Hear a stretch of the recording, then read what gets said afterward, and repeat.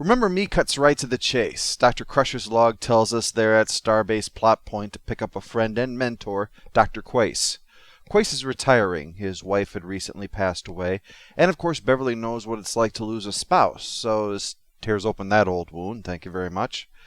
She doesn't need to state it, but his discussion of all the people that he used to know gradually departing seems to have turned this happy reunion into a reminder that life is fleeting and all of us can look forward to the loss of our own loved ones and the inevitable emaciation of our aged form. Or as I like to call it, the optimistic Roddenberry future. But he's right when he says that the lesson is to cherish the people you care about while you still can. Wes, time for the experiment is over. I want my warp engines back now. And to show them how much you utterly loathe them. Of course, Geordi might be a little protective of someone doing things to his ship. He's the one who knows the way to tickle her nacelles the way she likes it. I'm almost done, Commander. Almost isn't good enough. You want to be the one to explain when the captain says engage and we just sit here? Let me put this in terms you can understand, Wesley. I hate you, and I wish Riker had never rescued you from getting stabbed through the chest. You know, this open contempt Geordi has for Wesley is a new character trait I'm really enjoying. Probably because he's the nicest and most easygoing guy in the Federation, and even he hates Wesley. Wesley, talk to me. Even if it's the last thing in the world I want, a little streak of piss. Wesley has no explanation for that, but at least Beverly is here to offer support in the midst of... Even she has grown ashamed of you, Wesley. She's gone off to see someone who doesn't make her curse her womb, but Dr. Quace doesn't answer, and on entering, she sees no trace of him. Uh-oh. And according to the computer, he is not aboard the ship. Double uh-oh. She calls Worf in and asks what the hell, and he says he doesn't know anything about any Quace, and usually when guests are being given passage, security needs to know about it, because that's kind of what security's all about. Lieutenant, Dr. Quace is very old and rather frail. If he fell somewhere, if his communicator were damaged... Oh, I'm beginning to understand, yes. I'll arrange an accident for him. What? No! Well, now I am confused. You sure you're not asking for a number 7? Worf says that he's going to go look for him, except... Even if Dr. Quace had been injured, why would his belongings be missing? Could they have had an accident too? Just find him. We soon see them plus Data reporting to Picard that a deck-by-deck search and the sensors show that this guy is not on board. Your sensors wouldn't detect him if he were dead. Oh, you had Worf arrange a number 7. He then tells them to contact Starfleet and check the transporter logs, but he also takes Beverly aside to ask why he wasn't told about Quace coming aboard. The only explanation is that someone intercepted and approved of his passage. But why? What's more, all records of his existence seems to have been wiped out. Again, why? What kind of evil mind just purges a dead person's entire life from existence? Remember, I want every trace of Ensign Japal here purged. I want the records to be as clean as my conscience. So we do have one suspect, at least. Beverly says that he definitely came aboard. She spoke to him, after all, and someone else who would know that is O'Brien, since he was the transporter operator at the time. But according to him, she came into the room, waited around for a little while, had a brief exchange of pleasantries with O'Brien, and just left. There was no beaming over any Dr. Quace. Will, I didn't just conjure up one of my best friends from a test tube. And you call yourself a scientist. Pah! Well, unfortunately for O'Brien, the person who thinks that he's completely wrong is also the only one authorized to insert things into his orifices on a whim. So he has to head to sickbay for a checkup to make sure he's not lying or has been tampered with. Doctor, it's no use checking my eyesight.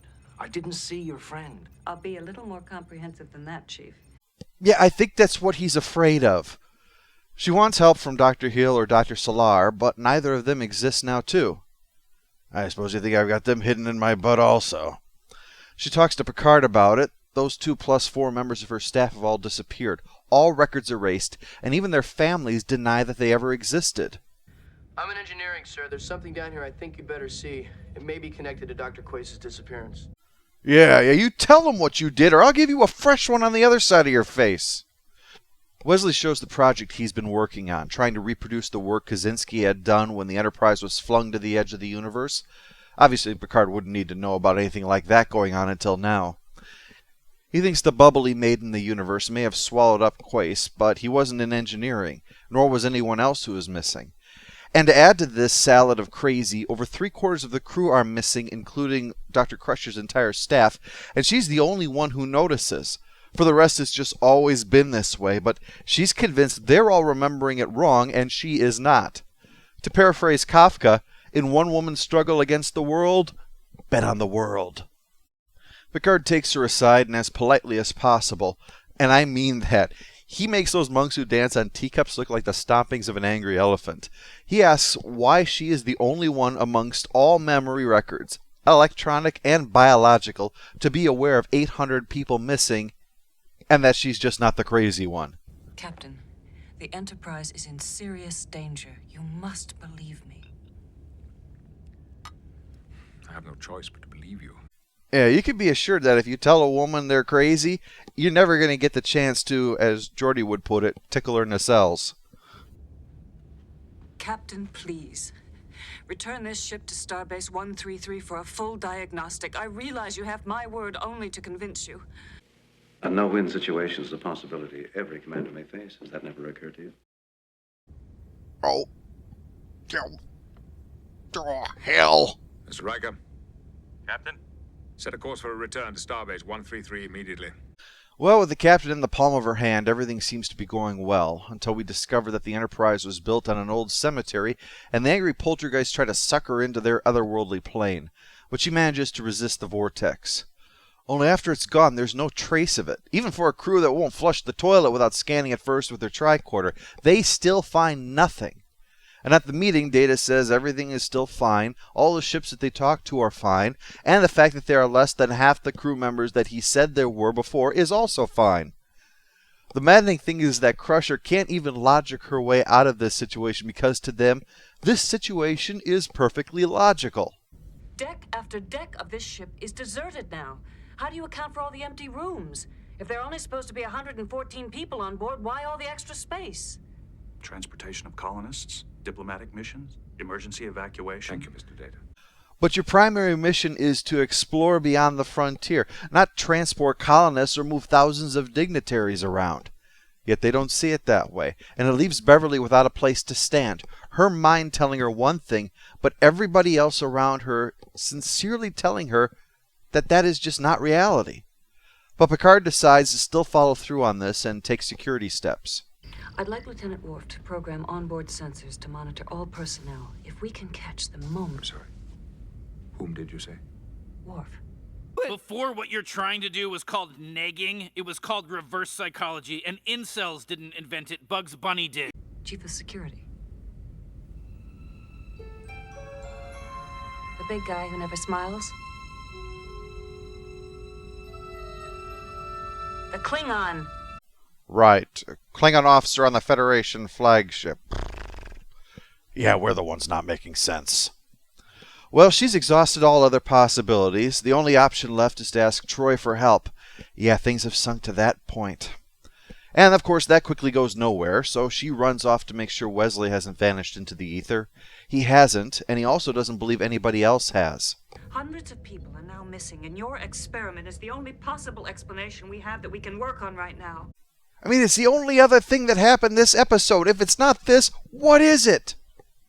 Wes says that he talked to everybody, including Kaczynski, but he couldn't get hold of the one that could really help this out, the Traveler.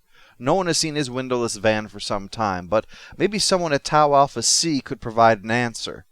But as soon as he's out of her sight, Wesley vanishes, and Beverly semi-freaks. I mean, on the one hand, it's every parent's worst fear to lose their child.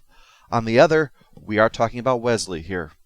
When she appears on the bridge, everyone is gone, and the only one left on the ship is Picard. You know, Doctor, I have been more than fair. I've done everything I can to substantiate your... You know, at this point, I think the most plausible explanation for this situation is that it's all just an elaborate plan by Picard to turn this into his own personal heaven. He gets to command the ship, and the only companionship on board is the hot redhead who will soon give in to his every whim. Well, Beverly, it's time to engage and make it so. The two of us roaming about the galaxy in the flagship of the Federation, no crew at all. We've never needed a crew before. Not for what I have in mind. Computer. Music. It's not a delusion. It is not a dream. That line's probably an inside joke because the first draft of this had this actually all be just a dream. Michael Piller said they changed that because they found that unsatisfying, which shows he's a man of understatement. Rick Berman, on the other hand, felt this was all way too complicated, which probably would explain the Enterprise episode Vanishing Point, where it was all just a dream, is the actual ending Rick Berman wrote. A way to take what could have been a great episode and ruin it, but then I believe doing so is in his contract. After just a brief turn away of her head, Picard vanishes, and she's alone.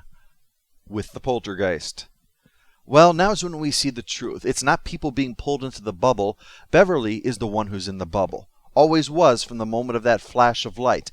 And the vortex wasn't trying to snatch her away, but rescue her. But after that, there's no chance now. It's over. There's no way we'll get her back now. It's not over, Wesley. Oh, it's the time-skipping creepy guy himself. Got any Yoda pot-smoking shit to share with us? She's alive. As long as she thinks she is alive, she is alive. What if she thinks she's a ghost, though? Would being dead but thinking she lived on afterwards make her still alive, or would she still be dead? The Traveler tells Wesley that he has a gift, and if they join their powers, they might bring her back. And I wish I could find a way to say that just didn't sound pervy, but it does, because everything the Traveler says sounds pervy. There's just something about his voice. Even saying, "There's your warp bubble, Wesley," sounds really, really Nambla. Meanwhile, in bubble reality, Beverly works through this herself. We will start with the assumption that I am not crazy. Do you concur, Dr. Arachenschmidt? Indubitably! She asks questions that only prove the situation is all wrong, and after finding out Tau Alpha C is outside of communications range, she sets a course for there, but before they can leave, the whole planet's just gone.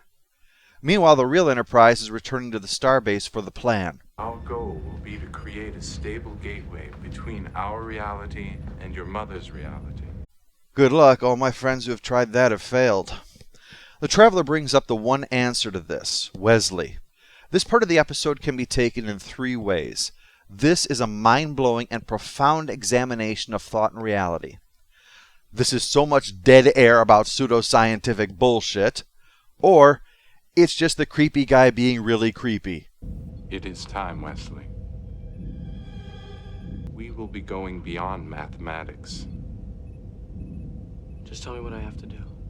Now close your eyes. Trust yourself. You must open yourself. Let it go, Wesley. Let go of the anticipation, the expectations, the demands upon yourself. Let it all go. Leave it behind. There inside of you. Yes. You do not need to look for it. There's your warp bubble, Wesley. Meanwhile, Beverly's wondering what's going on with all the weird crap out there. Here's a question you shouldn't be able to answer. Computer, what is the nature of the universe? The universe is a spheroid region 705 meters in diameter. That's the great answer? Kind of a letdown. What's worse, the universe is shrinking. She starts to piece together what happened, which is also a letdown because it only repeats what the Traveler had already said. The mystery of what was going on with Beverly in the first two-thirds of the episode was for the most part quite effective. Having her deduce without him having to spell it all out would have made this scene much more effective, instead of wanting her to just get on with it. And what's more, she does it in a much better way than what the Traveler did. She heads towards the fake engineering while Wesley and the Traveler are phasing in and out in the real engineering, and that allows her to escape through the hole. Do I have you to thank for getting me back? No. It was the Despair Squid.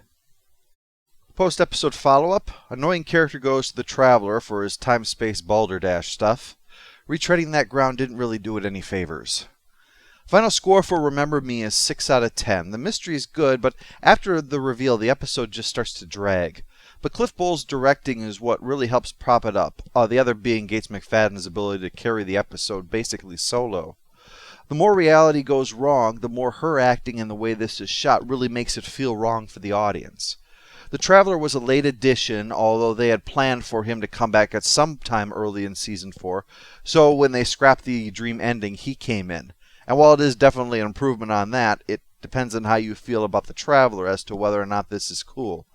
The use of continuity to help solve the problem is certainly memorable. I guess that gives a double meaning to the title. Remember me?